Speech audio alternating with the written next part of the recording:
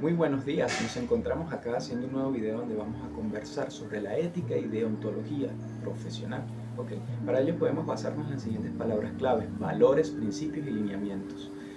La ética y deontología no son lo mismo, sin embargo, trabajan de la mano y son el complemento necesario para crear un profesional ético y deontológicamente correcto. ¿Qué es esto? Ya vamos a hablar más sobre características ciertas de estos temas que nos harán entender mejor. ¿Ok?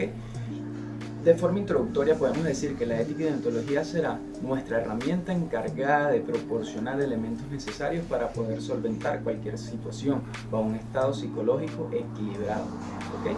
Con esto queremos decir que con estas herramientas, ¿okay?, con estos conocimientos y colocándolos en práctica, podemos garantizar que seamos personas éticamente profesionales y éticamente correctos bajo el sentido personal y específico, para garantizar que tengamos un balance psicológico equilibrado para solventar situaciones, bien sea bajo presión o situaciones complicadas.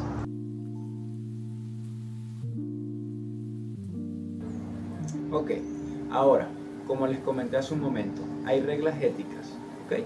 Pero bajo un perfil personal y un perfil específico o particular. Cuando hablamos de reglas éticas generales, son las reglas de la conducta que establecen obligaciones morales, ¿ok? Se transmiten o reflejan los valores y principios éticos que tienen como fundamento, es decir, que son propias del individuo, ¿ok?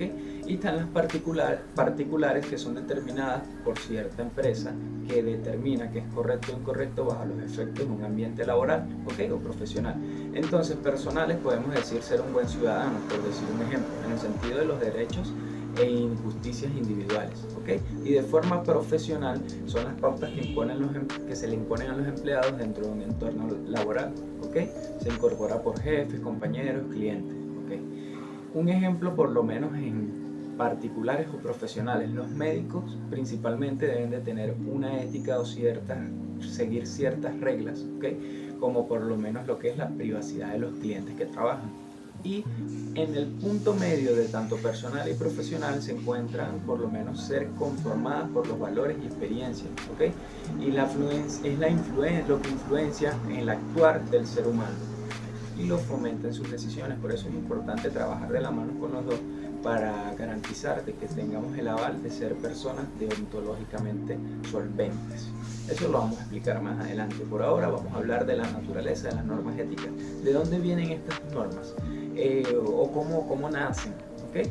Para ello es importante saber que son subjetivas y que están intrínsecamente dentro de ellas mismas. Es decir, que pueden variar, depende del punto de vista que le demos. Este punto de vista viene determinado bien sea por la región, el área, una época histórica, el contexto social, ¿ok?